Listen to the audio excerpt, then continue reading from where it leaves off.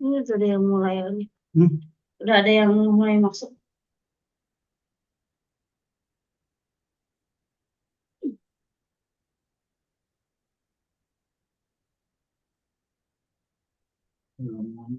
Nggak apa-apa juga.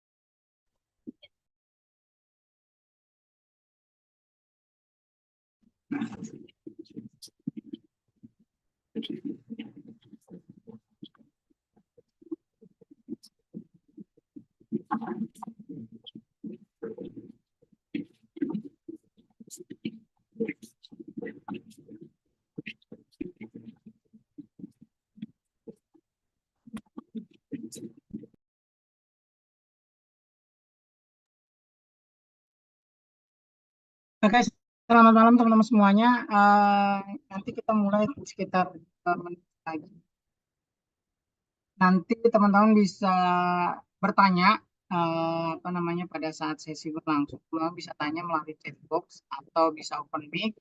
Atau bagi teman-teman yang belum bisa hadir di Zoom, teman-teman bisa buka di live streamingnya YouTube Education Center. Nanti teman-teman bisa tanya juga di kolom chat di sana. Nah, untuk Pak Rolando Tobing sudah hadirkah malam hari ini? Boleh tes sound, Pak? Pak Rolando, sudah ada?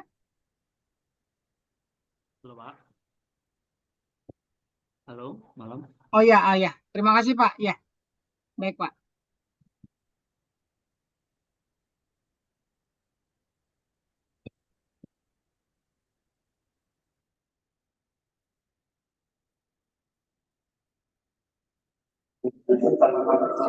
Malam Pak Rolando. Panggilannya Pak apa nih? Pak Ando, Pak Roland atau Pak? Masih di mute nih Pak. Halo Pak, Ando Oh Wisnu. iya. Oh Pak Ando, oke Pak Ando. Udah siap ya Pak malam ini ya Pak ya? Pak. Siap. Kita buka aja. Bismillahirrahmanirrahim. Assalamualaikum warahmatullahi wabarakatuh. Selamat malam teman-teman engineer semuanya, sobat-sobat engineer.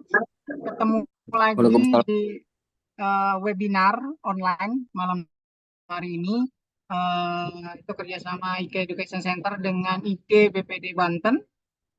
Di sini kita mengambil topik yaitu behavior based safety. Nanti akan bahas banyak seputar yang namanya safety di sini ya. Dengan narasumber kita malam hari ini adalah salah satu engineer spesialis Pak Rolando Tobing ya, yang saat ini sudah hadir di tengah-tengah kita ya. Dan juga sudah hadir Pak David selaku Ketua BPDIK Banten. Selamat malam Pak David. Selamat malam Pak Ando. Esok sudah ada suaranya Pak David? Ya, malam Pak. Ya, malam Pak Ando juga. Nah, mungkin ada yang mau disampaikan Pak Cek. David? Kedengaran ya? Ya. Kalau saya nggak ada sih, dilanjut aja Pak Per. Oh, baik. Langsung aja ke Pak Rolandonya gitu. Baik, mungkin sebelum lanjut ke Pak Ando, mungkin saya berikan sedikit rules-nya untuk malam hari ini ya, aturannya. Jadi kalau teman-teman nanti ada pertanyaan seputar pemaparan materi yang disampaikan Pak Rolando Tobing, teman-teman bisa melalui kolom chat, atau teman-teman yang saat ini menonton live streamingnya YouTube, teman-teman bisa chat box juga di sana. Atau kalau teman-teman lebih nyaman, bisa open mic, bisa open cam juga. Bertanya langsung dengan Pak Rolando Tobing terkait pemaparan malam hari ini, yaitu behavior safety ya, behavior based safety. Nah, mungkin tidak berlama-lama lagi, silakan Pak Rolando Tobing sekaligus memperkenalkan dirinya, pekerjaannya atau usahanya mungkin, atau mungkin mengajar di mana. Silakan Pak Rolando Tobing. Ya, semangat pagi semuanya. Semangat pagi. Ya, pagi-pagi. Lanjut hari ini, Pak. Terima kasih buat kesempatannya dari Pak David juga Ikatan Engineer Regional Banten telah memberikan kesempatan pada hari ini. Perkenalkan, nama saya Rolando Tobing. Saya ini berdomisili sekarang ini di Lubuk Pakam, Deli Serdang, Sumatera Utara. Bidang pekerjaannya itu HSE ya, sejak dari 2012 sampai sekarang. Itu masih menggeluti bidang K3-nya juga sampai sekarang. Terakhir itu bekerja itu di Ericsson Indonesia. Terima kasih buat kesempatannya ya Pak. Ini. Ya, silakan Pak, mau di-sharing untuk materinya mungkin? Oh ya, ini.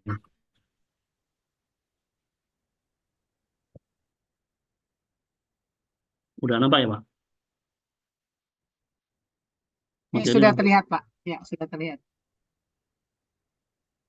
Silakan Pak. ada ya Pak? Ya, muncul Pak. Muncul. Tinggal di slideshow aja Pak.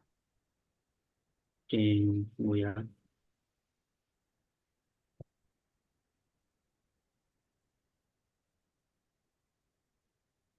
Yang ini Pak, yang bawah nih Pak, yang ada layar monitor Pak. Slideshow, yang slideshow-nya aja belum Pak. Ya, mana ya? Lupa. Mungkin ditekan F5 aja di keyboardnya Pak Rolando. Ya, boleh F5 Pak.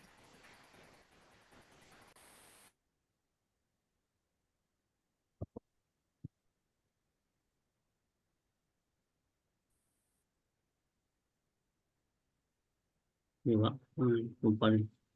Ini aja deh Pak, yang bawah Pak, yang nah itu di bawah ada layar monitor, kayak layar monitor di, nah itu dia Pak, itu, layar monitor. Ya, Oke, terima kasih buat kesempatannya. ya silakan Pak. Ya, selamat malam buat semuanya. Assalamualaikum warahmatullahi wabarakatuh. Salam sejahtera bagi kita semua. Ya, pada hari ini saya diberikan kesempatan oleh Pak David dan juga Ikatan Engineer Indonesia area Banten untuk membawakan materi. Sebenarnya sih ini bukan bisa apa ya, bukan sharing materi. Suara jelas ya, Pak ini. Jelas Pak, jelas Pak. Oh ya, sekali lagi mungkin saya ingatkan dulu Pak, bagi teman-teman yang tidak bertanya ataupun diskusi, mohon untuk dilakukan mute ya. Kalaupun seandainya nanti saya sudah mute otomatis dari sini selaku hostnya, kalau teman-teman masih terbuka juga, mohon maaf, mungkin kita akan take out untuk kelancaran proses webinar online malam hari ini. Silakan Pak, dilanjut Pak Ando. Ya, perkenalkan tadi untuk pengenalan singkatnya, nama saya ini Rolando Tobing, sarjana SSI ya, dari Fisika S1, itu dari Sumatera Utara atau USU, ya, angkatan 2005. Untuk sertifikasi atau hal yang perlu dilakukan itu, ya ahli K3 umum Kemenaker, pengawas K3 Migas, training of trainer BNSP, tenaga kerja pada ketinggian, auditor internal ISO, baik 45001, 9001, 14001. Pengalaman bekerja itu dimulai di 2012, itu di PT Indakiat, Sinarmas Group, Simas, CD Logistik, kemudian Faber Home Teknologi, dan yang terakhir itu di PT Ericsson Indonesia. Untuk yang sekarang ini sedang mencoba untuk freelance sebagai ya auditor spesialis freelance.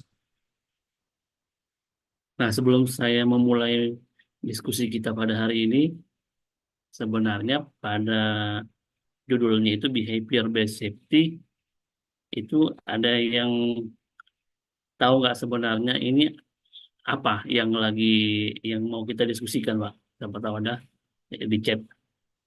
Behavior based safety ini sebenarnya apa? Lebih mengenai kemana? Ke manusiakah atau ke aturan peraturan atau dokumen? Izin menjawab, Pak. Mungkin ada yang bisa meramaikan chat ini? Behavior ya. Ya, behavior based safety itu berarti ke tingkah laku kan. Tingkah lakunya itu, tingkah laku berarti itu ke manusianya. Ya, ini dia.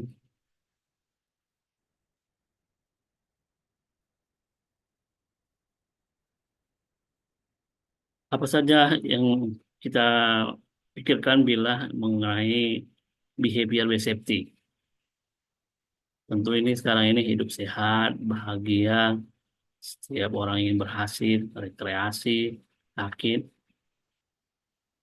Sekarang ini lagi gencar-gencarnya mengenai kehidupan work-life balance, ya kan Pak? Apa semuanya? Lagi heboh-hebohnya mengenai work-life balance, kemudian hidup sehat, anti nikotin, olahraga begini, itu. Nah, itu juga salah satu behavior based safety kita. Ya, safety itu kan selamat ya. Apa yang kita selamat itu berasal dari kesehatan. Jadi, yang kita inginkan dengan menerapkan behavior based safety ini adalah ya kita tidak mendapat sakit, ya tidak ada kecelakaan, terlebih lagi dalam yang namanya urusan pekerjaan, insiden, eksiden, atau bahkan sekalipun yang disebut dengan kata near miss. Ini adalah hal yang sangat diinginkan.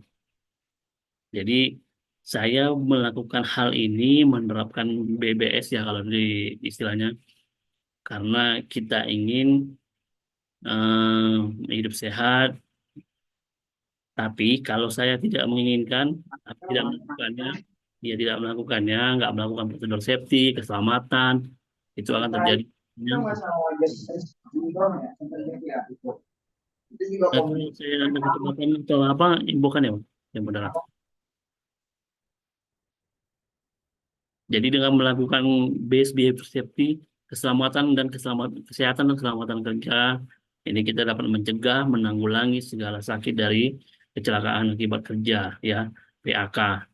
Di mana kalau yang mengenai namanya keselamatan dan kesehatan kerja ini ada jaminan undang-undang, ya, dasar hukumnya itu yang dipakai itu Undang-Undang Nomor 1 Tahun 1970 Ini adalah dasar hukum yang dipakai dalam ketiga keselamatan kesehatan kerja. Nah, jadi ini dia ujung pangkalnya. Kemudian nanti itu ada turunan-turunannya, Permen, surat edaran, kemudian SMK 3 ya. Jadi dengan itu kita garis bawahi bahwa sehat itu dan selamat itu adalah hak, ya bukan kewajiban. Jadi kita berhak untuk sehat dan selamat terlebih dalam melakukan pekerjaan dalam dunia kerja. Nah, dari sini kenapa ini apa perlu dibahas ya BBS ini sekarang ini jadi topik yang menarik. Dari dulu juga sudah ya, dari awal-awal revolusi industri yaitu mengenai mengubah pola penyakit pada saat bekerja, bahwa manusia yang bekerja minimal itu pasti menghabiskan seperempat waktu di tempat kerja. Bahkan ada yang lebih lama di tempat kerja daripada dia di luar. Ya Bapak Ibu ya, mungkin ada yang workaholic gitu kan. Ada yang 24 jam, dia 26 jam kerja. Ya, satu minggu itu 40 jam, dia 60 jam kerja dalam satu minggu. Kemudian lingkungan pekerjaan berbeda dengan lingkungan tempat tinggal, bahan yang digunakan dan proses kerjanya itu bisa menyebabkan gangguan kesehatan yang terlebih yang bekerja di pabrik, ya gangguan pendengaran, bahaya fisik, bahaya biologis, keracunan, mengidap penyakit akibat pekerjaan yang dilakukan, dia bekerja di bidang batu bara, menghirup debu, abu. Dari datanya, ini data beberapa tahun yang lalu ya, ada rata-rata 137 orang meninggal setiap hari, setiap 5 menit pekerja itu mendapatkan cedera, kemudian setiap 10 menit pekerja cacat, dan jumlah kecelakaan kerja semakin meningkat setiap harinya. Ya Bapak Ibu terlebih lagi ini baru-baru ini ada yang sudah tahu, ada yang tahu berita ledakan smelter, mungkin ada yang tahu ya smelter di IMIP di Sulawesi. Kemudian ada yang gas Pertamina juga, ya, yang di Pertamina juga itu ada kejadian kecelakaan, ya, IMIP smelter. Kemudian ada beberapa kecelakaan yang baru-baru ini terjadi. Ya, itu yang menjadi salah satu faktor yang semakin harus diterapkannya K3 itu menjadi base behavior safety kita, ya di dasar hidup kita. Karena safety first, safety always itu yang menjadi pegangan ya. Di mana untuk melaksanakannya, mengimplementasikan BBS ini ada beberapa elemen yang harus dipastikan ya, kepemimpinan perencanaan, keselamatan, penanganan bahan berbahaya, kesiapan menghadapi bencana, pengamanan kebakaran, pemeliharaan sarana dan prasarana, sistem utilisasi, kemudian pendidikan. Nah, untuk yang pertama ini kepemimpinan dan perencanaan itu contohnya itu adalah suatu perusahaan itu harus membuat kebijakan, visi dan misi, ya, menuangkan visi dan misi keselamatan itu menjadi hal yang penting dalam perusahaan. Kemudian melakukan inspeksi, audit, kemudian melakukan prosedur keselamatan dan keamanan. Ada orang yang bertanggung jawab yang sesuai dengan bidangnya, kompetensinya. Kemudian penanganan berbahan berbahaya itu ada tempat khusus untuk bahan-bahan berbahaya, limbah, beracun. Ada keterangannya itu lembar data keselamatan, biasanya itu MSDS. Atau sekarang yang lebih dikenal dengan SDS ya, Safety Data Sheet. Kesiapan menghadapi bencana, ada prosedur tanggap darurat, nomor darurat, rumah sakit, puskesmas, klinik terdekat. Kalau terjadi suatu pengamanan kebakaran, nomor pemadam kebakaran terdekat, kemudian regu penyelamat atau pemadam kebakaran di daerah atau di tempat pekerjaannya, pemeliharaan sarana dan prasarana itu seperti melakukan pengecekan sekali sebulan kah, sekali 3 bulan, mengecek ini ada yang keropos, ada yang rusak, ada yang bocor. Kemudian pendidikan itu memberikan sertifikasi, ya, pelatihan, training, awareness, ya. Ini juga salah satu bentuk ya kita ini sering bergrup diskusi, Itu juga salah satu bentuk pendidikan yang memberikan pendidikan mengenai keselamatan atau best behavior safety ini menjadi salah satu yang harus kita lakukan untuk menciptakan keselamatan dan kesehatan kerja. Ya, safety behavior seperti yang dari 8 elemen tadi ada 5 hal yang penting. Yang apa penting? Safety itu harus jadi budaya. Budayanya dapat dari mana? Budaya itu kalau kita lakukan pelaksanaan. Mengapa budaya penting? Karena dengan mengimplementasikan seperti sekali tadi saya ucapkan, itu akan menciptakan prosedur atau keselamatan dan kesehatan yang kerja secara wajar ya. Kenapa ini perlu sering-sering dibicarakan? Karena satu hal lagi, ini belum menjadi prioritas ya. Karena salah satunya BBS ini kan menjadi budaya. Kita itu melakukan keselamatan atau keamanan itu hanya karena biasanya nih apa Bapak Ibu kayak kita ditilang kan kita takut ke keuangannya, kerugian itu berupa duit ditilang. Bekerja itu kenapa tidak selamat ya karena takut nanti dia kena penalti, kena PHK, kena SP. Bukan karena 5 hal ini. Ya,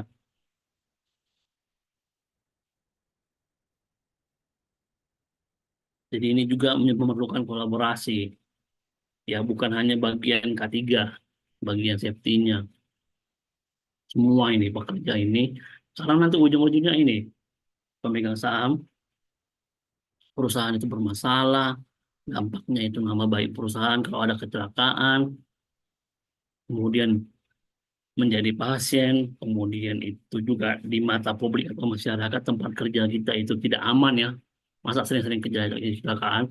Ya, karena seperti contohnya sekarang ini ya, berapa kali terjadi itu kecelakaan, ada hampir 3 kali itu di Morowali ya, di Weda, industri Weda mining itu ada dalam 2 bulan belakangan ini sering terjadi kecelakaan dan itu sampai tersebar ya, apa ya sudah terberitakan ya, memberitakan infonya ada yang meninggal, kemudian ada yang luka-luka. Efeknya apa? Ya tadi kita sakit, tenaga kerja kantornya, perusahaannya, produktivitas kita menurun, lembur bahkan jadi meningkat ya. Karena satu orang dari timnya itu kurang, jadi teman yang lain itu menggantikan. Jadi ujung-ujungnya lembur dan ini bakalan menjadi masalah juga bagi perusahaan. Ya.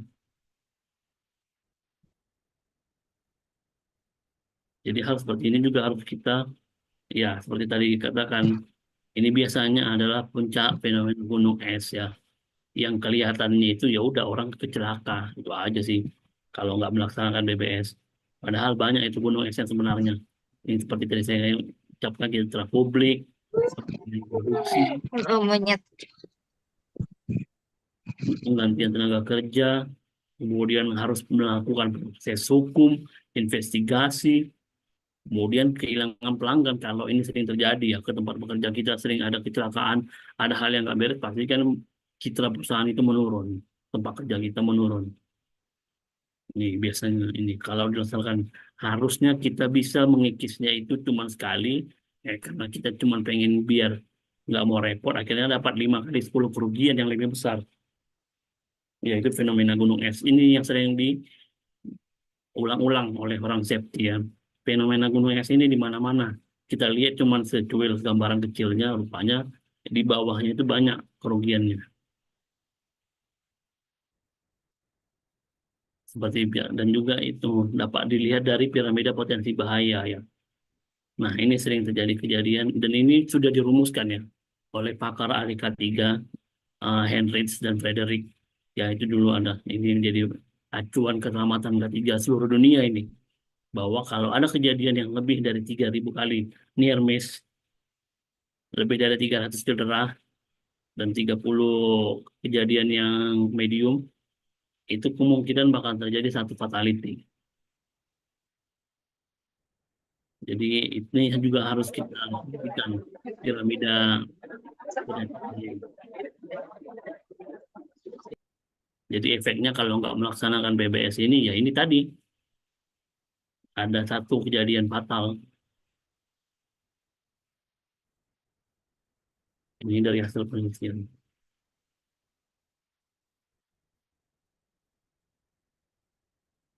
Ya ini tadi inermis, kejadian utama, kemudian itu bahayanya, jatuh kepalanya terbentur lantai, kemudian jatuh mengalami patah tangan. Ya, siapa yang sering melakukan hal seperti ini? Ada yang tahu nggak, Pak? Yang ini, gambar ini. Kita sering ini nggak melakukan ini? Naik itu nggak ada pakai pengaman. Ada yang keturunan Superman di sini, Bapak Ibu. Kalau naik ke hal seperti ini kita harus pakai apa biasanya? Mungkin bisa di kolom chat. Pakai scaffolding, Pak. Ya, pakai apa, Bang? Body harness. Scaffolding, body harness, Pak. Ya, tapi kan banyak yang keturunan Superman di Indonesia kita ini kan. Pada dasarnya iya kan. Bahkan ada yang naik itu ya udah bermodalkan scaffoldingnya, bahkan ini nggak scaffolding seperti ini. Ada yang scaffolding dari kayu ya Pak. Papan bahkan biasanya. Papan, udah papannya itu papannya yang udah soak-soak lagi.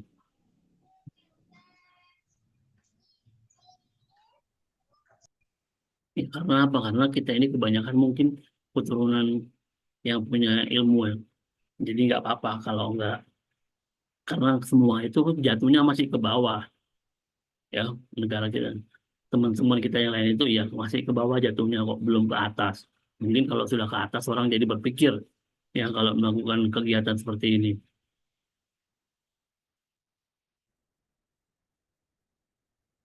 Jadi semua tadi itu ya memang itu semua kembali ke komitmen manajemen ya secara pribadi. Cuman jangan sedikit-sedikit kita menyalahkan manajemen juga, karena base behavior itu adalah ke pribadi kita juga ya, ke pribadi pekerjaannya. Kalau ada sesuatu yang berbahaya tetap dilakukan pekerjaan itu, ya itu kesalahan kita. Tapi kalau kita sudah ada melakukan pekerjaan yang kemungkinan ini bakal membuat bahaya, kita ingatkan manajemen, tapi yang terkait tidak didengar dan kita tidak mau melakukan, ya buat izin tertulis apa segala macamnya, ya itu bisa diungkapkan. Jadi kita bisa menghindari pekerjaan yang benar-benar berbahaya jika tidak ada minimisasi risikonya. Jadi budaya safety dan safety management itu satu, seperti yang sini budaya safety dijalankan untuk mendemonstrasikan kemampuan dalam hal keselamatan, untuk mempengaruhi perilaku orang lain. Jadi kepemimpinan konsistensi, ya ini biasanya hal yang sangat sulit ya. Jadi budaya ini harus menjadi contoh. Kalau aja PIC-nya itu pemimpinnya, manajemennya tidak melakukan budaya keselamatan, ya anggota dari kita ini, timnya ini bakalan mencontoh juga ya. Ah, kemarin aja Bapak itu, terlebih lagi orang ketiganya sini atau supervisornya. Ah, Bapak itu naik ke atas itu biasa aja pakai sendal pun nggak masalah lah. Jadi aku pun juga ya nggak apa-apa harusnya. Jadi itu juga menjadi contoh. Jadi bukan hanya pekerja yang paling bawah, manajemen baik, middle atau bentuk manajemen juga harus memberikan budaya safety. Jadi seperti yang tadi saya ucapkan, inilah kenapa itu penting, karena menitik beratkan terhadap keselamatan, ya menunjukkan seberapa baik keselamatan, kemudian poin-poin tempat sistem safety telah berjalan dengan baik, untuk mengidentifikasi kelemahan dalam sistem-sistem yang ada, menjelaskan standar safety, yang menghindarkan tempat kesempatan atau waktu orang. Jadi budaya safety ini di mana kita cara mengukurnya? Ya, kita melakukan analisis bahaya, ada JSA, ada HIRA DC, ya, ada substitusi, eliminasi, kemudian SOP, WI, dan yang terakhir itu adalah alat pelindung diri. Kalau semua dilakukan sesuai dengan undang-undang, ya, sesuai dengan peraturan, itu pasti bisa menjadi budaya safety dengan baik. Ya, karena ini seperti tadi safety begins with teamwork. Ya, ini segala sesuatunya harus bekerja sama, baik yang bekerja, top manajemen, middle management, ya seperti PIC, supervisor, manager, direktur, pekerjanya. Kenapa? Karena ini dia tadi, semuanya saling keterkaitan. Ya, komitmen kesungguhan tadi benar-benar enggak. Jangan bilang, iya kami ini tidak ingin ada celaka. Cuman ya Pekerjanya tidak diberikan training, tidak diberikan awareness, tidak diberikan pengetahuan, SOP-nya nggak ada, APD-nya itu yang ada aja, ya baru ya semua nggak ada tanggung jawab. Intinya kalau misalkan sesuatu terjadi, ya itu kembali ke bekerja dengan orang ketiganya. Jadi safety sebagai tanggung jawab. Kalau sekarang ini safety sebagai penanggung jawab ya kalau ada apa-apa. Bukan safety atau keselamatan itu sebagai tanggung jawab masing-masing. Safety itu sebagai safety itu ditanggung oleh petugas ketiganya. Itu yang banyak terjadi di lapangan. Jadi semua ini harus saling kerjasama ya. Komunikasi dua arah, pelatihan seperti tadi, audit, observasi, ada near miss kita laporkan, ada alat kerja atau tools kerja yang sudah tidak sesuai lagi, ada yang soak, copot, murnya terbuka, bolong, korosif, ya seperti tadi ini. Inilah persyaratan safety-nya itu yang untuk dunia. Ini sudah sangat banyak ya. Kalau di dunia itu safety itu kayaknya sangat-sangat ketat ya. Bukan sepertinya sih, memang sangat ketat. Kalau di negara Indonesia, di tempat kita ini masih yang ketat itu oil gas sama pertambangan sih. Kalau yang bidang yang lain, ya yang masih utama itu oil gas pertambangan sangat lebih ketat ya daripada yang ini.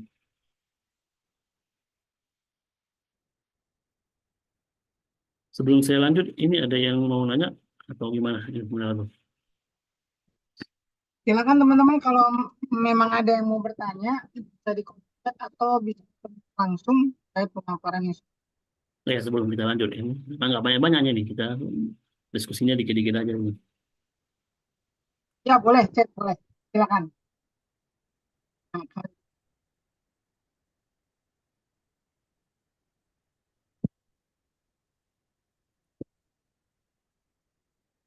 Mungkin bisa on mic atau ada yang nah, ini ada oh ini. pertanyaan dari Pak Khalid, bagaimana kita menanggapi ketidakkomitmenan pemerintah terhadap safety. Nah, mungkin Tidak komitmennya kepemimpinan ya perusahaan. ya contoh mungkin kejadian beberapa waktu lalu ada mungkin saya kasih simpel dikit, itu penggunaan gondola yang dimana sebenarnya mungkin tidak ada apa ya, tidak ada informasi ataupun reminder yang disampaikan oleh tim yang bekerja. Ternyata yang terjadi adalah terjadi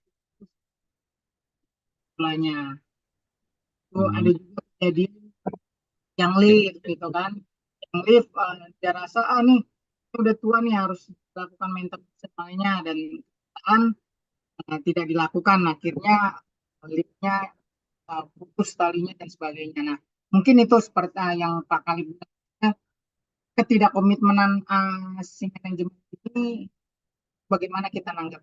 Apakah ya kalau kita kan bekerja ya Pak ya, ya masa kita mau resign gara-gara oh nggak dikasih ini, kadang-kadang tuh ada tuh yang dipersiapkan perlindungan dirinya atau PD-nya gitu. Kadang-kadang ya saya belum ada dana atau nggak ada budget buat ke sana dan sebagainya, kayak gitulah Pak kurang lebih. Silakan Oh, Pak Rolando. UUD ya Pak. Betul Pak, betul. Iya. Kalau UUD ini memang sebenarnya sih malah sama, cuman cara mengatasinya sebenarnya sih kan kalau tadi Pak Halil menanyakan ini kan hanya mengenai anggaran untuk APD.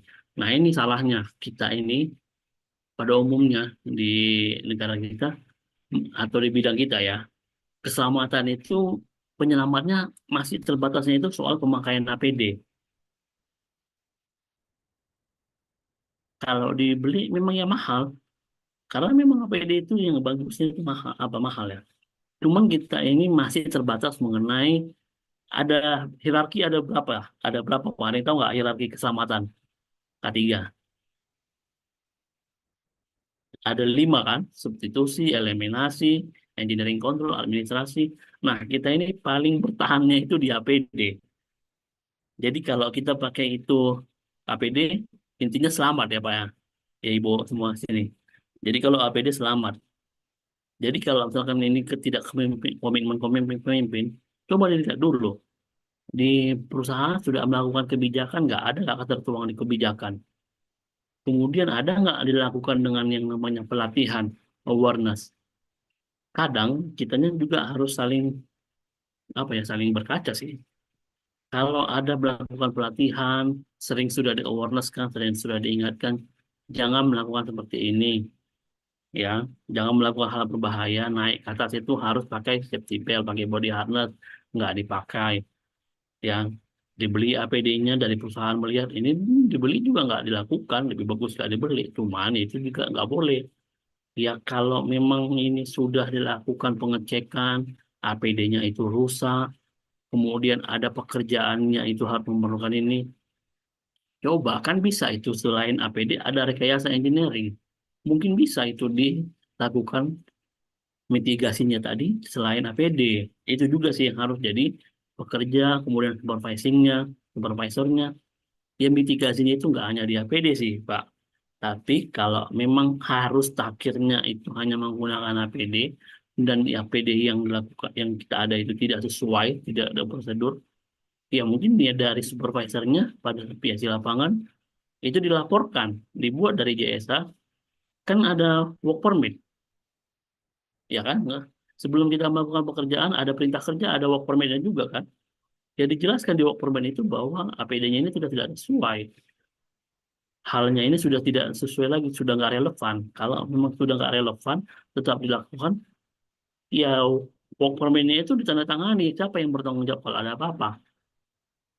Ya itu aja sih. Kalau memang sudah tidak jalan terakhirnya seperti itu. Jadi work permit-nya, JSH-nya, HRDC-nya pada saat itu direvisi sesuai dengan kejadian atau keadaan lingkungannya pada saat itu. Gitu sih Pak. Jadi jangan kita, kalau UUD mengenai APD ini memang di mana-mana ini jadi masalah sih. Ya, menjadi masalah UUD beli beli APD baru. Cuman jangan kita berpatokan hanya memakai APD, solusi terakhir untuk melakukan pekerjaan.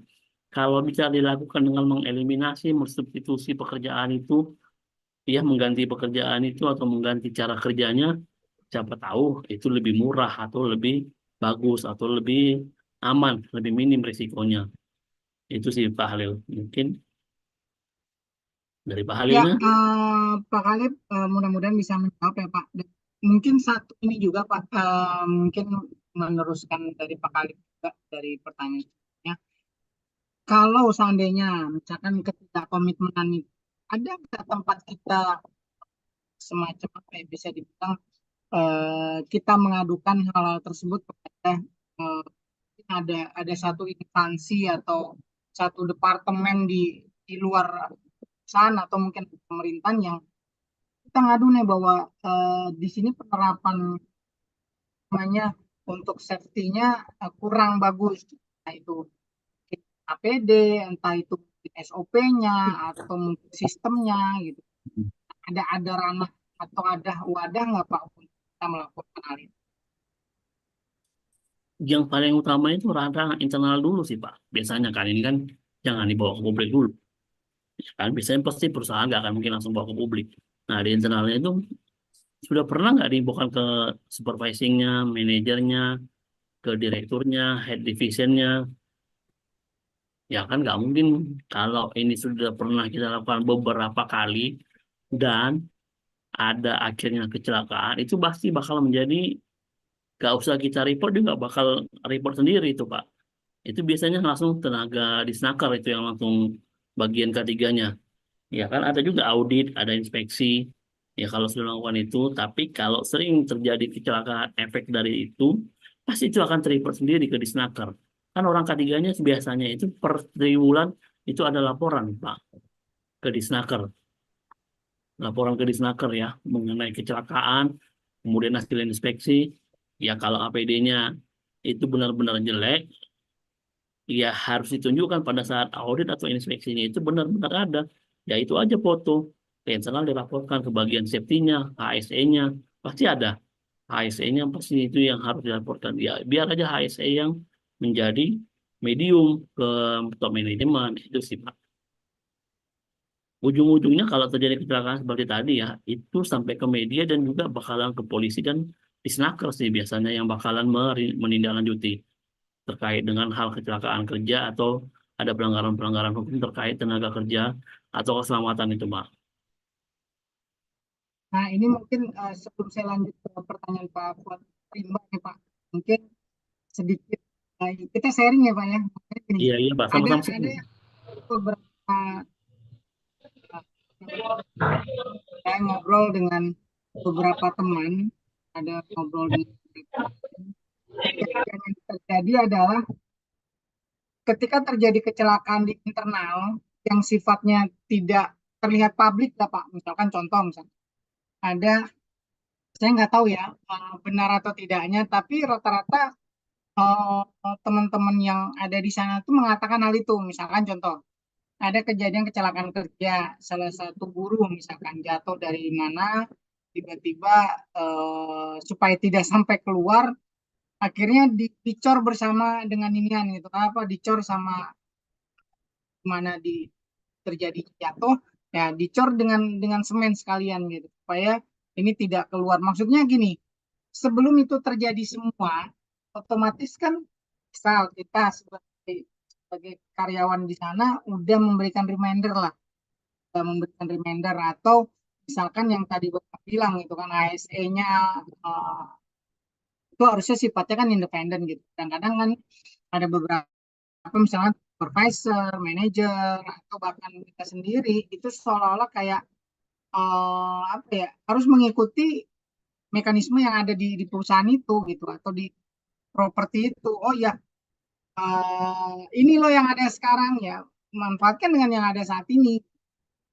Nah ketika audit itu seolah-olah terlihat kayak apa ya, bisa dibilang tidak ada sesuatu yang salah gitu. Tapi pada saat operasionalnya ini yang sering terjadi gitu. Maksudnya tadi ditanyakan juga sama Pak Albi, wadah ada wadahnya nggak? Maksudnya kalau kita kan misalnya kita diperlakukan tidak bagus oleh HRD misalkan, kita bisa lapor ke apa namanya disnaker gitu kan, bahwa ada kontrak-kontrak yang eh, disalahi oleh perusahaan atau dia tidak memberikan benefit-benefit yang seharusnya didapatkan oleh seorang tenaga kerja misalnya. Nah, itu kan ada wadahnya. Nah, maksudnya kayak kita nih engineer ini ketika tidak dibekali baik itu secara SOP, secara sistem atau bahkan secara tools terkait yang namanya safety, apakah memang ada wadahnya itu Pak? Maksudnya sepengalaman Pak Rolando nih, ada wadah tempat kita mengadukan hal inilah. Walaupun di internal kita anggap sudahlah gitu, cuman tidak digubris lah gitu. Hmm. Sama, Pak. Itu semua segala sesuatu yang menyangkut dengan ketenaga kerjaan itu ke Disnaker. Kan ada bagian pengawas ketiganya. Oke. Jadi memang kalau benar-benar ini sering terjadi kecelakaan, sering sudah di-report, segala sesuatunya, ya sudah sering terjadi kecelakaan, itu juga pasti bakalan kedengaran juga. Dan kalau memang ya di luar dari yang namanya itu nilainya bagus kalau jangan keluar ya Pak. Biasanya itu menyulap yang menjadi raport bagus. Ya, cuman kan pada saat kita melakukan report itu ya harus ada data dong. Kalaupun benar-benar kita sudah melakukan report sampai kita sudah sering mereport sampai ke top manajemen, ada buktinya. Iya, kita bisa lapor itu dengan menggunakan buktinya bahwa ini kita sudah melakukan report, sudah diinfokan di JSA, di radesinya, sudah diterangkan bahwa bahaya, tapi tetap dipaksa. Itu juga bisa jadi apa sih ya, jadi report. Sama segala sesuatunya kalau mungkin tahu itu ada kejadian di salah satu telekomunikasi ya, bidang telekomunikasi itu ya, itu memang APD tidak di-provide. Jadi tim tenaga kerjanya itu jatuh, ya tewas, ya itu tidak di-provide. Cuman kan akhirnya kan dilakukan investigasi. Kan ASC ada melakukan investigasi juga, Pak. Dan juga ini kalau ada kejadian itu bukan hanya ASC-nya sih, biasanya itu polisi. Kalau saya kemarin kejadian terbakar di sini, ini turun tangannya polisi. Kita makanya dalam K3 itu juga ada accident reporting kan, investigasi. Jadi ASC juga harus bisa menginvestigasi. Dan HSE juga ini menjadi media manajemen dan pekerja. Kalau memang benar sudah di-report, HSE-nya sudah sering report, kita juga sudah pernah melapor ke bagian ketiganya HSE, ada bukti JSA, report, work permit, itu menjadi sudah dilaporkan dan tapi tetap dilakukan pekerjaan yang berbahaya, Ini bisa jadi tindak kriminal loh Pak, kalau memang benar-benar perusahaannya seperti itu. Dan kita bisa melapor ke Disnaker. Dan juga ini menjadi, memang bisa jadi kriminal kalau benar-benar memang ya itu terjadi dalam usaha perusahaan yang benar-benar mengabaikan keselamatan. Ya kembali tadi Pak, karena kita ada dasar hukum yang undang-undang tadi. Undang-Undang nomor 1 tahun 70, kemudian itu SMK 3, PP 50, nomor 12 tahun 2012.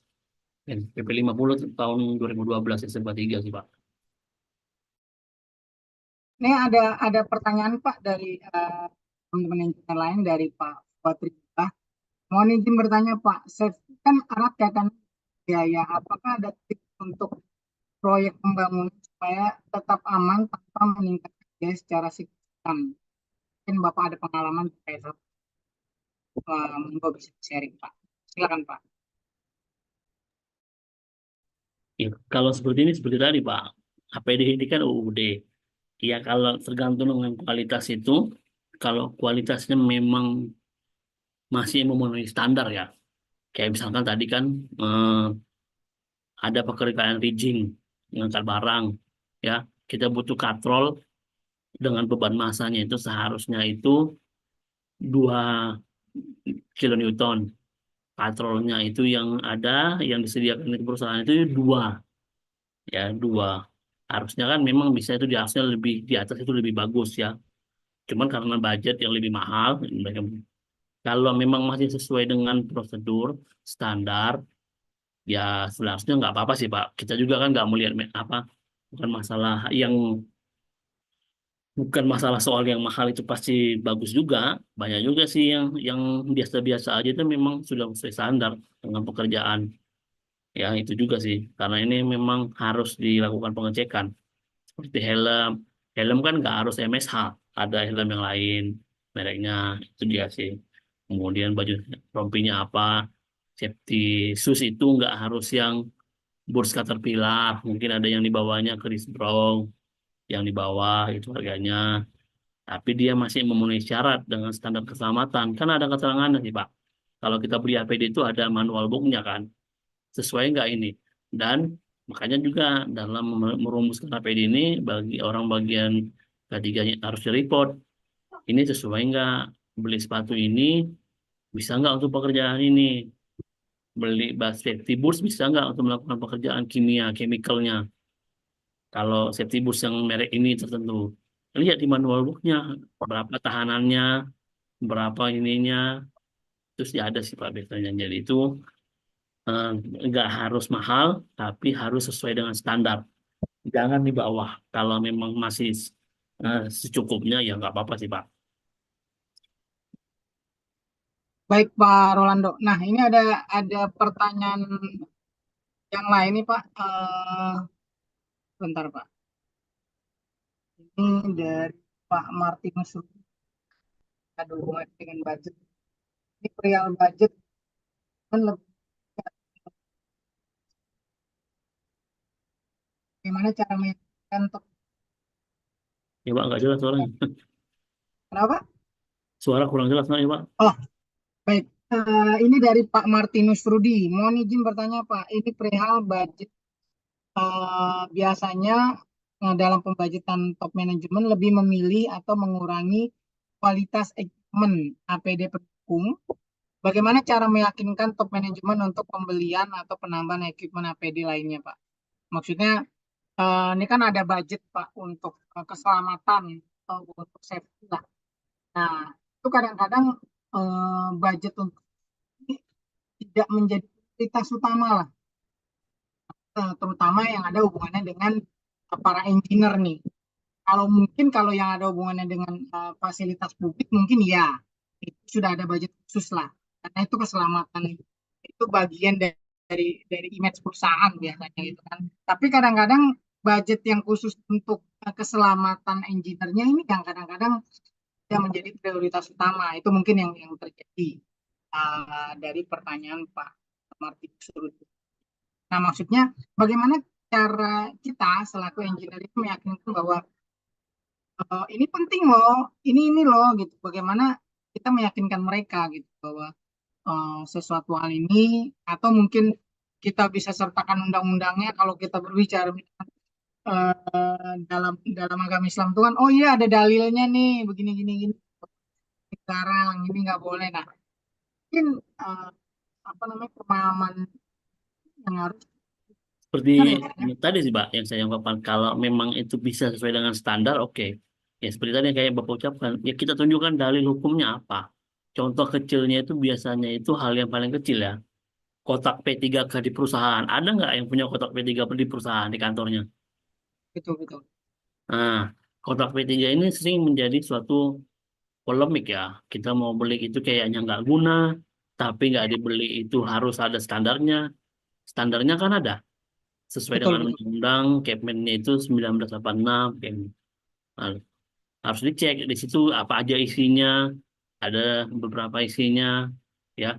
Ada kotak A, kotak P3KB, kotak P3C, ABC ini apa.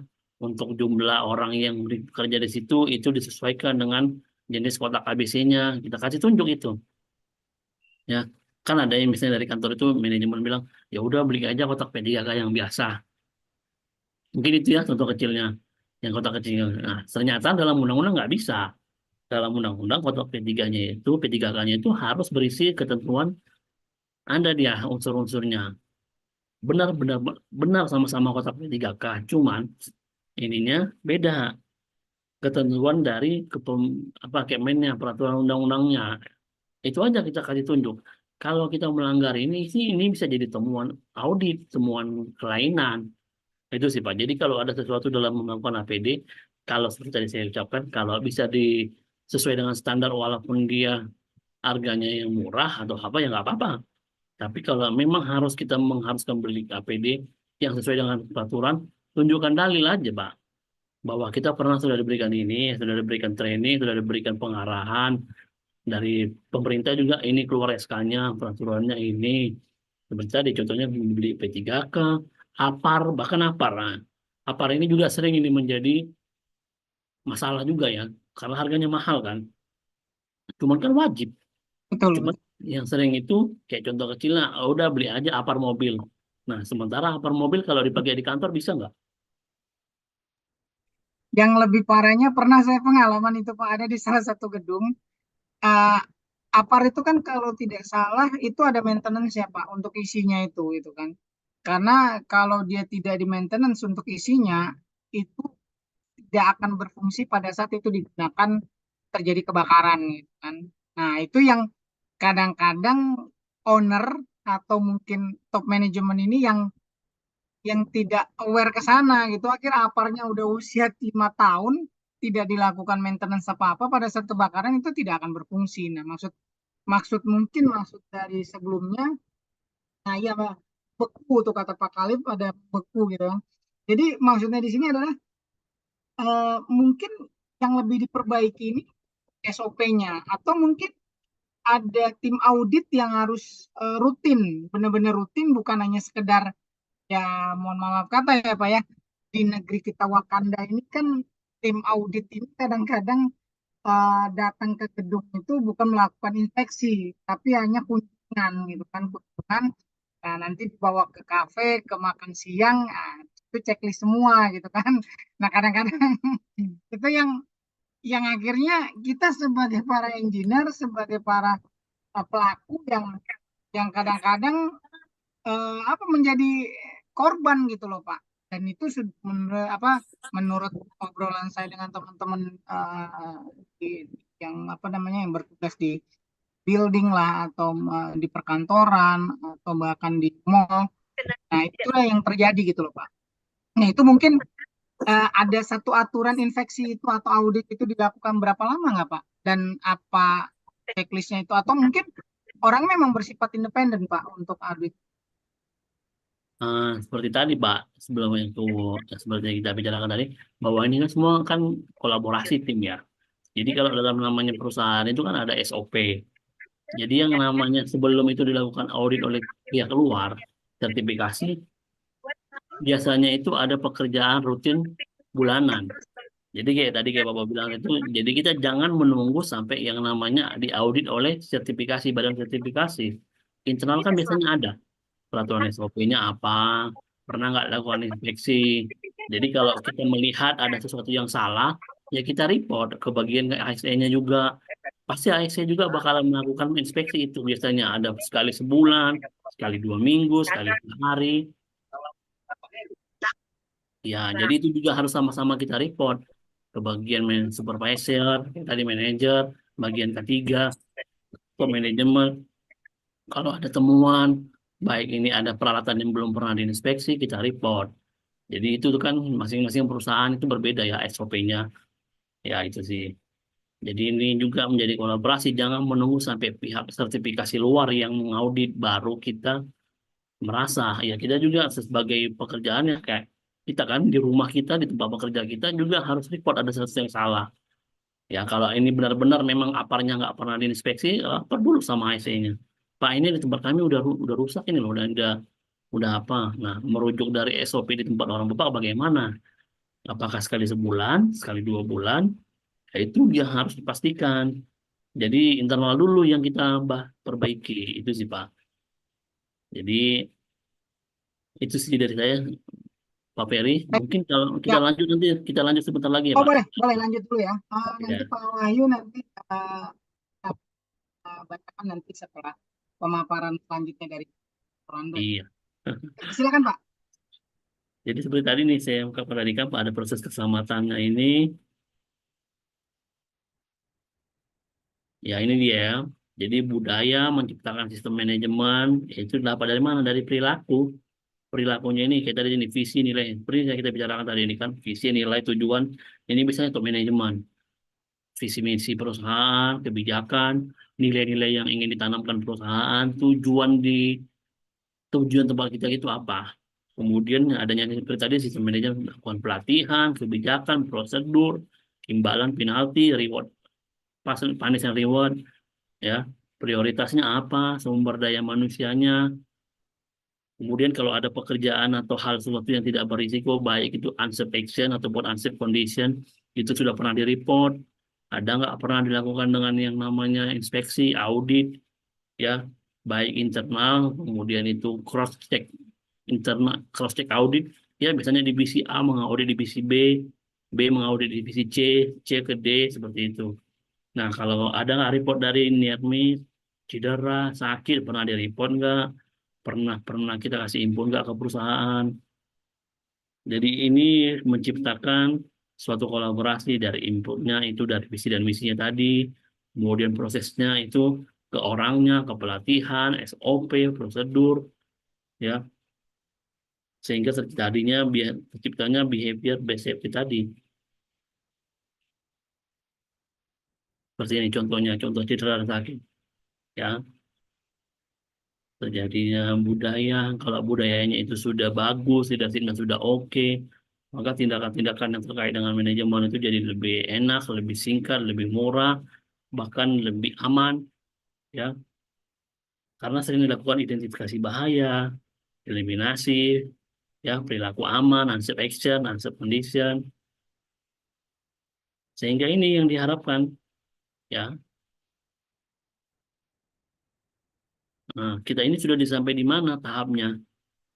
Masih bergantungkah, mandiri kah tempat pekerjaan kita, atau saling bergantung, mandiri, ya. Mandiri tadi itu ya kita saling mereport, saling mencari, ya, saling mengawasi, saling memberikan penilaian ya risiko.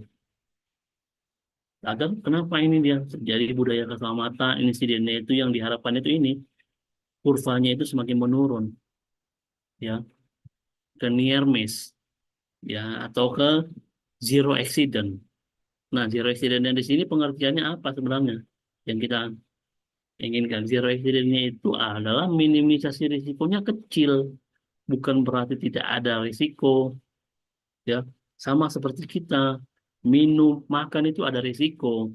Cuman orang minum dan makan itu sudah melakukan hal yang biasa, minim risikonya sangat-sangat sangat kecil, keselak apa segala macam.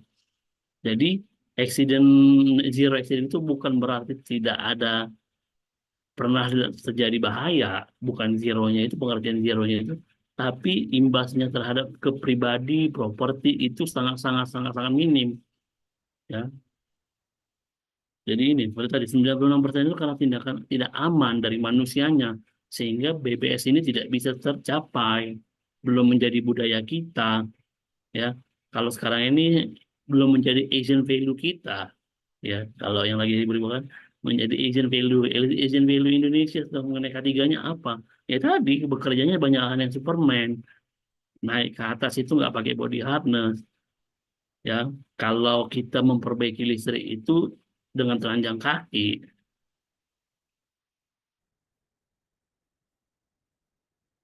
ini dia 96% itu BBS, base Barrier Safety, ya tidak aman manusianya, kondisinya itu sangat-sangat sedikit, sangat-sangat 4%. Sama halnya karena kalau analoginya kita nggak akan bahaya kalau kita nggak masuk ke situ, nggak akan terjadi kecelakaan kalau kita tidak melakukannya, tidak terjadi kecelakaan kerja. Jadi 96% kita kepribadinya.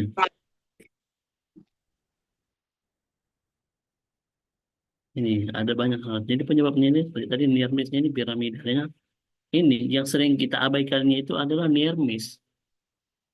Ya kejadian near miss-nya itu kayak contoh di rumah saja salah kecilnya. Ada dispenser atau genangan air itu sering kita lewati di kantor bahkan ya. Ada genangan air sering kita lewati aja. Sering dilewati. Pada suatu saat pasti bakal kalau dibiarkan ada yang kepleset, ada yang jatuh. Udah jatuh di situ pas ada batu. Jadi kecelakaannya fatal.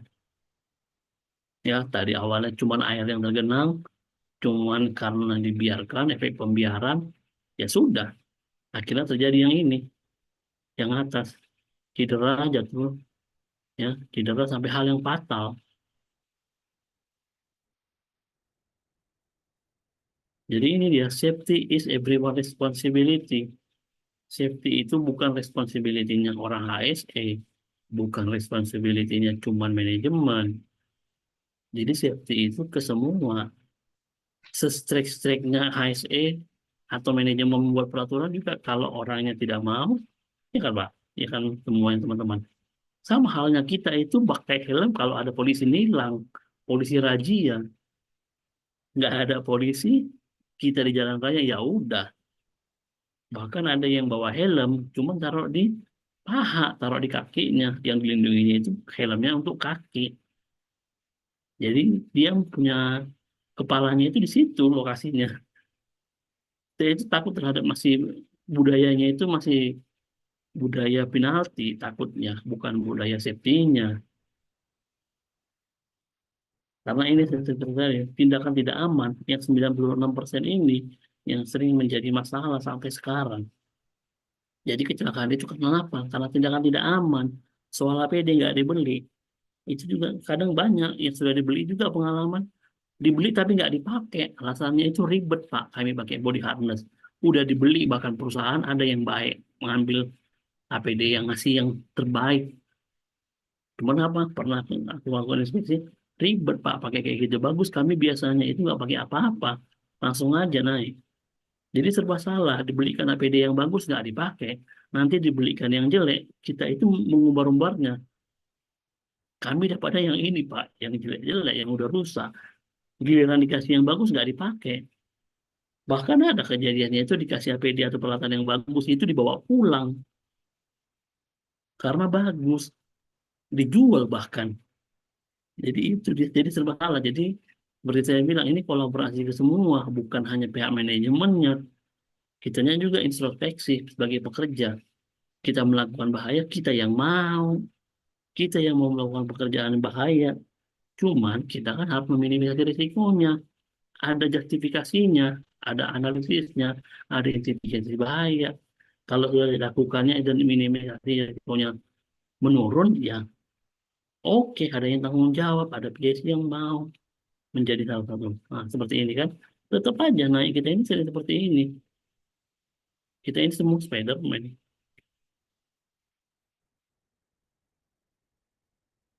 Ini contoh kecil yang dari kantor. Sampah menumpuk dibiarin. Kita nunggu siapa? OB. Kalau ada yang kalau punya OB. Kalau nggak yang punya OB biasanya itu tempat kerjanya itu adalah anak baru atau enggak yang paling mudah. Kita tunggu dia yang membersihkan. Ya kan? Kondisi tidak aman. Ini contoh kecil. Kita digunakan air, sampah, tisu, tunggu sampai kecelakaan. Ada yang fatality, ada yang tergelincir, ada yang terpeleset. Jadi beberapa aturan umum K3-nya ini yang berlaku di seluruh tempat pekerja ya. Mengambil tindakan, ada report, ya, ada report unsafe election, unsafe condition, ya, tidak menangani suatu pekerjaan yang bukan tugasnya. Jadi kebiasaannya kita itu sering dimultitaskingkan, yang biasanya itu dia pekerjaannya nggak pernah manjat, tiba-tiba disuruh manjat. Akan tetapi dari yang disuruh ini mau-mau aja tanpa memikirkan resikonya.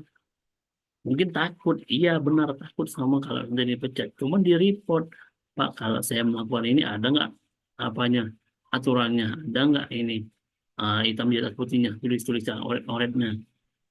Kemudian hanya menggunakan alat kerja yang layak pakai, ya seperti tadi APD itu. Kalau sesuai standar, oke langsung jalankan. Kalau ada keraguan tidak dimengerti, tanya sama yang supervisi, tanya sama PIC-nya. Kebiasaan kita itu adalah malu bertanya sesaat di kecelakaan. Memastikan peralatan, jangan jagalah kebersihan, tidak bermain-main atau bercanda saat bekerja. Ini yang sering seperti sekarang ya, fenomena umumnya itu kayak kejadian yang kemarin itu, ada beberapa kejadian. Pernah kan mendengar yang namanya, karena ini sekarang bergurau kebanyakan jadi konten, ada yang dia naik pesawat itu pramugari atau pilot itu dia lebih ke mengadakan live ya secara langsung, nggak fokus pada pekerjaannya, akhirnya terjadi kecelakaan. Jadi seperti itu juga seringnya itu. Jadi kita ini seringnya sekarang, terlebih di zaman sekarang ini yang sudah canggih, sedikit-sedikit konten, bahkan pekerjaan pun dijadikan konten, akhirnya tidak fokus. Nah, ini contoh-contohnya. Nah, ada yang mau nanggapin masalah ini, gambar ini? Ngeri-ngeri sedap itu. Ya,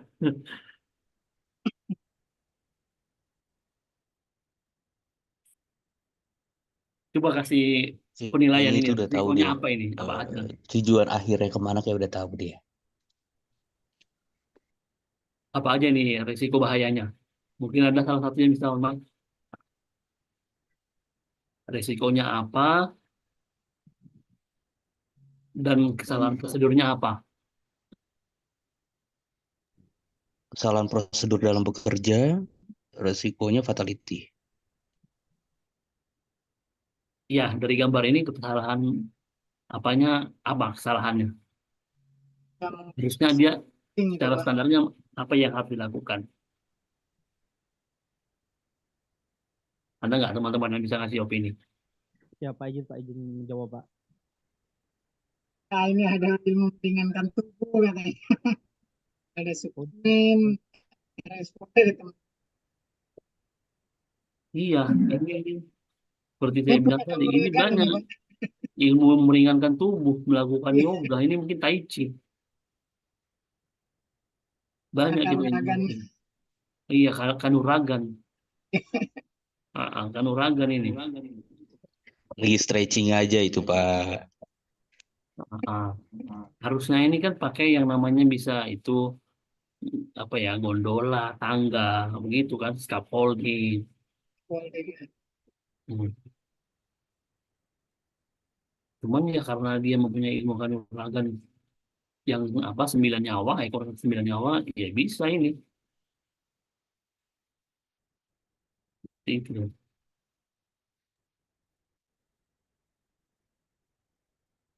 Jadi ini yang mana? Tindakannya yang tidak aman atau kondisinya yang tidak aman? Tindakannya. Banyak sih, Pak, ini, Pak. kedua-duanya Pak. Kedua-duanya Pak.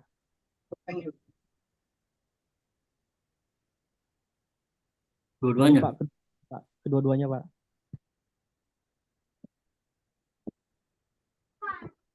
Ini lebih kemana? Tindakan kan? Iya, ini sebenarnya Pak lebih condongnya ke tindakannya. Ini Tindakannya. ada papan ini yang ngambil siapa? Apakah dia benar-benar ada di situ papannya? Orangnya kan yang berarti yang ngambil papan seperti yang ini. Iya. Iya, berarti kan tindakan kita. Kemudian ini ada yang tangga yang pasti dia yang merancang. Kecuali pada saat kejadiannya itu, ini bangunannya keropos, bangunannya ini nggak ada masalah. Tindakannya ini yang untuk melakukan perbaikan, ya tindakan tidak aman kita ini. Karena punya ilmu kanuragan sama 9 nyawa, ya sudah kita oke gas ya. Ini dia. Terlalu inisiatif, Pak. Iya, kalau inisiatif kadang ya Pak kita mau kerja ini. Hmm, sama seperti ini. Ini bahaya atau apa? Nah, ini baru ini apa? Tindakan atau kondisi? Kondisi. Disi, Pak. Iya, kondisinya. Tapi kalau ada orang yang masuk, itu menjadi apa? Yang salah siapa? Masuk bekerja dengan melihat hal seperti ini, baru tindakan. Kalau seperti ini yang sudah parah ini nggak ada apa-apa. Ya ini kondisi yang tidak aman. Tapi seperti tadi, tindakan tidak aman ini ya, seperti ini. Ada yang pernah melakukan ini, Pak? Juggling? Ada yang jago sepeda, juggler? Hmm. Ini apa, Pak? Tindakan tidak aman atau kondisinya yang tidak aman? Ini dua-duanya. Kondisi, Pak. Karena ada Udah nggak benda-benda aman, tajam dia gitu. udah aman, tindakan itu Salah tempat, Pak. Ini lebih kedua-duanya, iya kan? Kondisinya udah nggak aman, udah banyak ini kan, nah, alat-alat tajam, ditambah dengan tindakannya, satu. juggling. Itu dia pemain sirkus kita ini. Jadi seperti tadi, yang terakhirnya ini sebelum kita akhiri, kalau segala sesuatunya kita melihat kondisi tidak aman, ya, kemudian itu tindakan tidak aman dari manusianya ataupun tempatnya, kita diam, kita tidak pernah report, kita tidak pernah bunyikan, tidak pernah sounding ke PIC, supervisor, K3, ke manajemen, itu juga kita berarti diam, kan? Ya kita setuju. Jadi apa yang sudah kita setuju hari ini menjadi standar kita di kemudian hari. Kalau kita diam aja terhadap dua hal tadi, tindakan dan kondisi yang tidak aman, ya sudah, kita sama-sama, kita berkontribusi kalau ada kecelakaan. Jadi seperti itu. Terima kasih buat sebelum ini. Baik, baik Pak Rondo, terima kasih atas pemaparan ini sangat menarik sekali ya terkait dengan safety ini. Nah, ini ada satu pertanyaan tadi dari Pak Wahyu pertama. Kalau untuk inspeksi alat, apakah wajib dari ahli atau orang K3-nya langsung, Pak? Kalau beli alat terkait,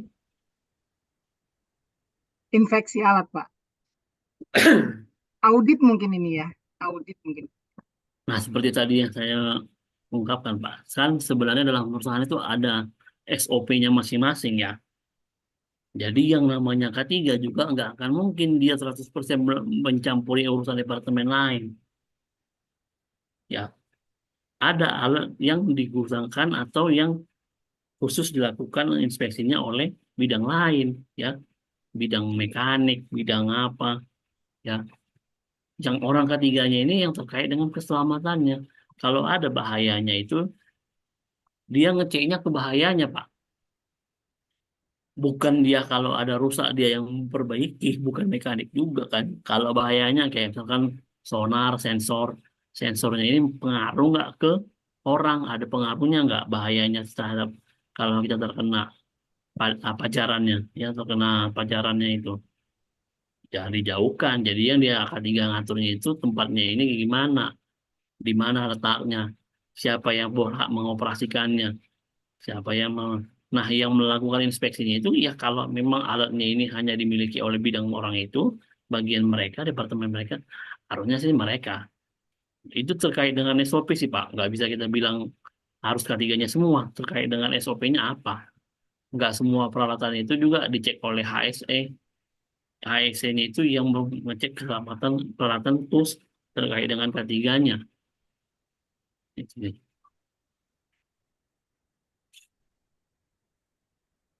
Baik,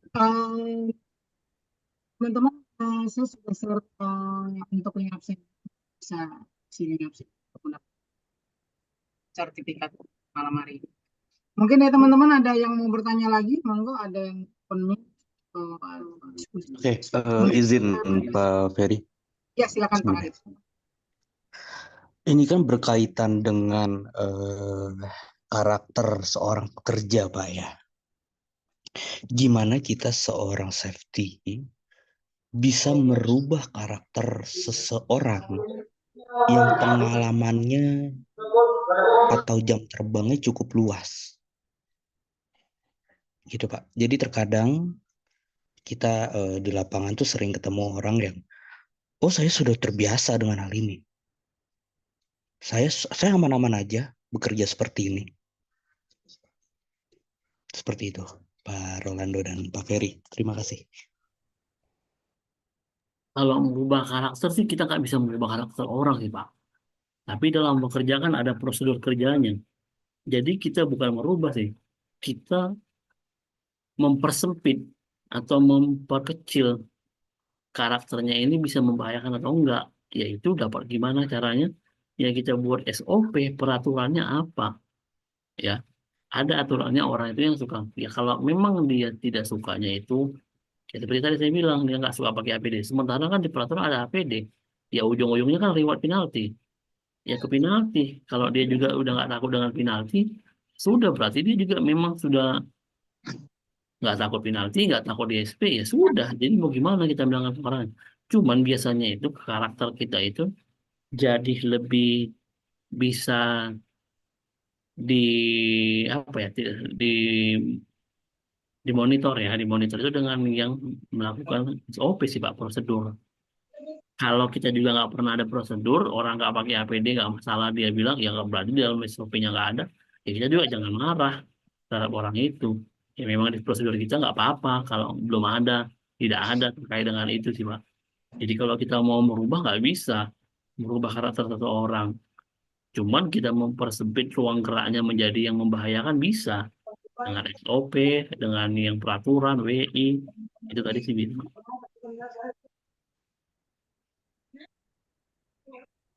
Ya Pak, terus udah ada Baik, karena mungkin itu pertanyaan terakhir. Atau sudah jelas Pak Khalif? Atau mungkin ada respon lagi? Oh, sepertinya sudah cukup jelas, Sudah. Pak Ferry. Baik. Tenang, Baik. cukup Terima panjang kasih nanti. Pak. Baik, mungkin itu pertanyaan terakhir ya teman-teman, karena waktu yang misalkan kita, karena waktunya terbatas juga. Nah, apa namanya, sebenarnya adalah kita 1 jam untuk apa? Untuk sekedar memberikan informasi-informasi bagi teman-teman. Nah, juga mementingkan waktu istirahat teman-teman ya. Kenapa kita ambil malam hari? Ini sebenarnya adalah supaya teman-teman lebih nyaman ganggu aktivitas bekerja. Juga teman-teman bisa mendapatkan ilmu manfaat. Terutama untuk malam hari ini terkait yang namanya safety. Mungkin itu dulu. Terima kasih Pak Rolando atas pemaparannya untuk malam hari ini. Terima kasih teman-teman. Ya terima kasih juga Pak Ferry. Sampai malam hari nanti. Apa Pak? Terima kasih. Ya kalau ada yang Oh mau iya, tanya, sama-sama. ini Pak. Kalau ada teman-teman yang mau ditanyakan ini ada yang bisa dihubungi ke sini ya, ke nomor pribadi. Nah ya, nah teman-teman bisa bisa hubungi ke kontak ini kalau memang Ya, ada terkait kita bisa saling dari berkoneksi malam di hari sini. ini ya. Nah, jadi jangan lupa teman-teman selalu follow sosial media Education Center dan IKBP Banten untuk mendapatkan edukasi-edukasi seputar dunia engineer. Nanti tunggu lagi kesempatan sampai ketemu kita di webinar online selanjutnya. Terima kasih atas kehadirannya. Mohon maaf atas ketidaknyamanannya jika ada kata-kata atau mungkin ada sesuatu yang mungkin kurang berkenan di hati teman-teman. Mungkin Pak David ada yang mau disampaikan, Pak?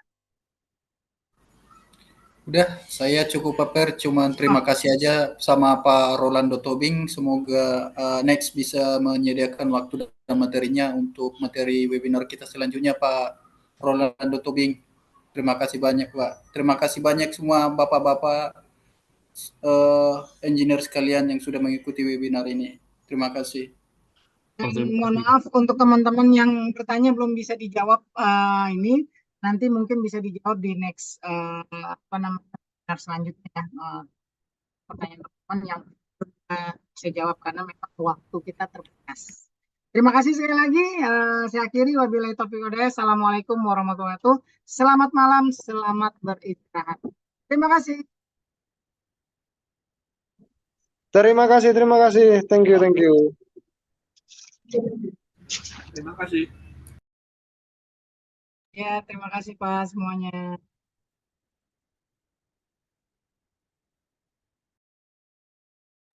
Terima kasih banyak Bapak. Ya, makasih Bu Nadira. Wah, ini baru kelihatan perempuan ini ya. Malam hari ini ada dua nih perempuan. Mbak. Saya dari Makassar. Terima kasih, Pak. Terima kasih. Ya, sama-sama. Terima kasih, Pak. Terima kasih. Pak Wahyu, Pak Martinus. Saya dari Kota Mojokerto. Oh, Mojokerto. Oh, salam buat orang Mojokerto. Saya dari Rio, Pak. Terima Oh iya, kasih. mohon maaf Wah, teman-teman, mumpung masih ada nih teman-teman. Matikan itu. Boleh kita foto dulu? Aduh, saya agak kelupaan ya saking terasikannya. Boleh Pak Rolando apa namanya stop share screen-nya dulu Pak. Mohon maaf Pak. Mungkin kita dokumentasi dulu ya Oh, ini teman-teman. masih keluar dari rapat ya. Boleh kita dokumentasi dulu teman-teman. Pak Rolando boleh stop sharingnya? Ah ya, terima kasih Pak. Oke teman-teman, mungkin wajah ganteng dan cantiknya bisa dinampakkan. Kita dokumentasi dulu foto bersama ya.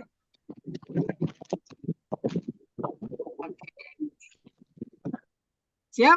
Ya, Tambah kali aja, Pak. tunjukkan wajahnya. Oke, 1, 2, 3. Oke, sebentar.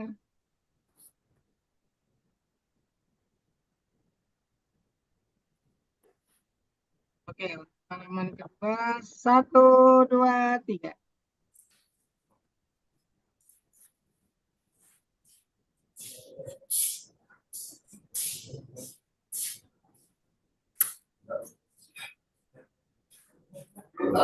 Oke, terima kasih teman-teman atas kehadirannya malam hari ini.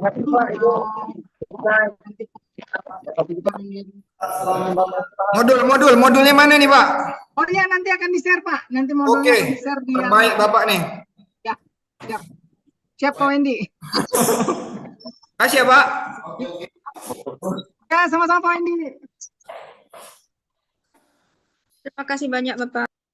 Ya, sama-sama Mbak Nada. Salam buat Mojokerto ya, buat teman-teman di Mojokerto.